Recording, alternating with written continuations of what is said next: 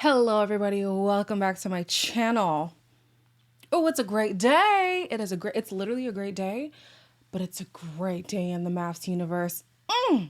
I'm reviewing, what show is this? Married at First Sight, season 10. I don't even know what episode this is, but before I get into it, please make sure to like this video, subscribe and hit the bell, and leave a comment down below. We are wasting no time in getting into it. We're going to start with Melinda and Layton.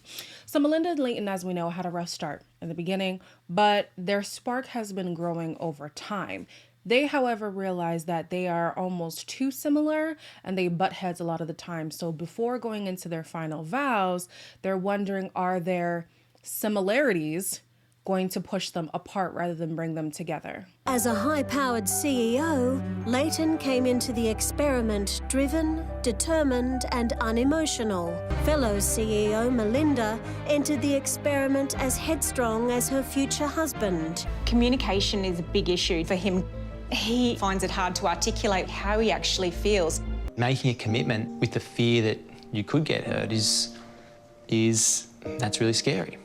You're trying to tell him how you're feeling, and he's taking a personal attack to that. He's not listening. Yeah, I know. I totally hear where Melinda's mom is coming from, saying, hey, listen, if you're here expressing yourself and this person is too unemotional to realize where you're coming from or to hear your perspective or to just revel in the moment that we're in right now, maybe that's not the person for you. And it's so interesting how they're both in similar positions career-wise, yet their way of thinking is so different. She's a lot more of a feeling person while he's a more analytical person. And I didn't expect that. How the season started, I would have thought for sure Melinda would be the more calculated one. But yeah, with Layton, his sister, I think it was, I didn't write notes for this episode, so I'm completely going off of memory right now. His sister had said, you are hard to deal with. You are hard to deal with. And you have to say, am I going to choose to be different? Am I going to show up different and actually give myself a proper try at something good? Or am I going to keep repeating the pattern that has led me to being in the position that I am right now? And it seems like he had come around to the fact that he does need to change and he's willing to change for Melinda. So at the final vows, they stayed together. There were moments where you didn't feel secure, and I wasn't able to make you feel safe. At times, I let my pride, my ego, and my own insecurities get the better of me. It's better to have loved and lost than to have never loved at all. And I am falling in love with you now. Let me make it clear. I love you, and I want us to be together.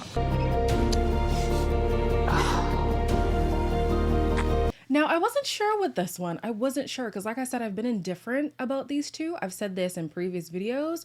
And the fact that they were always bumping heads and it was better to just not address their issues, I'm like, I don't know if this is a relationship that you should, go down. But if Layton is genuinely wanting to pursue something on the outside and is willing to put aside his old habits in order to make the relationship work, I say, why not? Melinda seems like she's a great woman. She's kind of hard to process in the beginning, but once you get to know her, she is a sweetheart. She does seem to have really strong feelings for Layton. I highly doubt this is a facade, and if it is, Bronte, you better get some acting classes from Melinda because she has me duped. She has me duped. I really feel like she's into him. I think that there is potential as long as they realize their similarities aren't bad. And even in Layton's vows, he said maybe love is having a mirror reflecting back at you. And I think they could benefit from that. Like, okay, you resemble so much about me. How can we work together in making that a positive rather than a negative, Yeah, it'll be interesting. I'm hoping they make it. I think there's potential if they can just concede from time to time. It's not always I have to win. So yeah, only time will tell. Now we have Duncan and Alyssa. Sweetie, let me tell you something about Duncan. This man is just like, if he becomes the Bachelor, he probably will be one of the most sought out bachelors in Australian history because he's just creme de la creme. Before going to the final vows, he's concerned of the unavailability of Alyssa, that along with her projection, her constant cutting him down, and then her false sense of this relationship being so good. He's like, how? I don't understand how you came to that conclusion. Alyssa, on the other hand, somehow was delusional enough to feel like the Duncan who was there at the beginning of the season is not the Duncan that's there now. Anytime I bring up anything or like I try to explain to him how like I feel, he like takes it as a personal attack. When I explain how I feel from like my heart, he takes one word and runs with it. You know I like Duncan. I've liked him from the very beginning, but I don't really know who he is now. Girl, go away. Go away. Go away. Go away. Go away. Go away. Like, oh, she upsets me. She makes it seem like he overnight turned into this vile human being who doesn't care about her emotions and who nitpicks at her being a more emotionally expressive person and doesn't like that she cries. And like, that's not him at all. That's not him at all. Either she's delusional or the producers are just doing a grand job at making us believe that Duncan is amazing. Because I just feel like there's no way we're experiencing two completely different Duncans. How is he like this vindictive person that you seem to believe that he is? I don't get it. I don't understand. And then to make matters worse, at the final vows, this woman is going to stand in front of Duncan and say, you know, you could use a lot of help. And I'm going to stay in this relationship so that I can be the one to help you. I sometimes feel our love for each other has turned into a combat, and I'm really worried that your logical brain will continue to clash with my emotional heart. I want to fight for our relationship because I know it's worth it. I want to help you dig deep into that big heart of yours and feel what my soul is feeling for you. Girl, what? Girl, what? You're the one who needs help. Sweetie, you are the one who needs help, baby girl, because the insecurities, the projection, the emotional unavailability, as much as she does cry and show emotion, she's actually emotionally unavailable when it comes to being in a healthy relationship. All of that is enough to say, listen, I'm not going to deal with this. I don't care how great the beginning of our relationship was.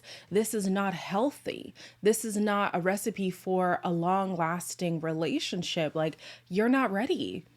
I think you need time to heal from your marriage, from the affair, from whatever trauma you experienced leaving the Mormon church. All I'm saying is you got things in your life that you can tend to 100%. Being in a relationship is not one of those things. At least not in a relationship with Duncan. I can tell you that for free. Duncan feels the same because he says, listen, regardless of how good our story was, this is where it ends. Our views on what a healthy relationship looks like seems to be apart. I don't want to hurt you, and I don't want to continue getting hurt. So I have to say goodbye. Do you want a tissue? No.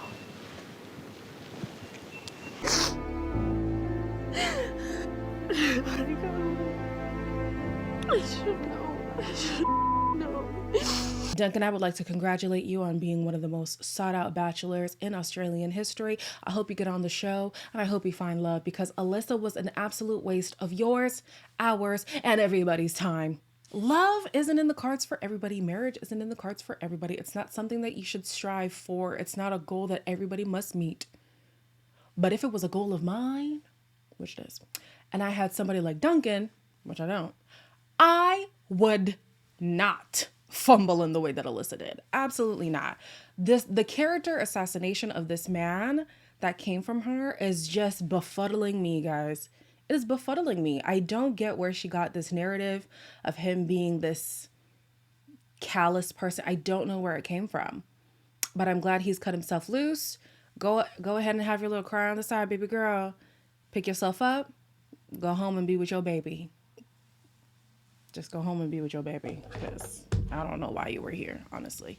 I hope that's not offensive. I don't think single mothers can't date. I just think some people need to realize when they're not ready for certain things. And maybe other aspects of their lives require their undivided attention. That's it. Anyways, we're going to see the next episode. Tani and Ollie are going to do their vows. I don't know what Ollie's talking about now, making distance an issue. Don't do that. I'm already sold on you guys, okay? You're my only hope for this season. Please, Ollie, save it.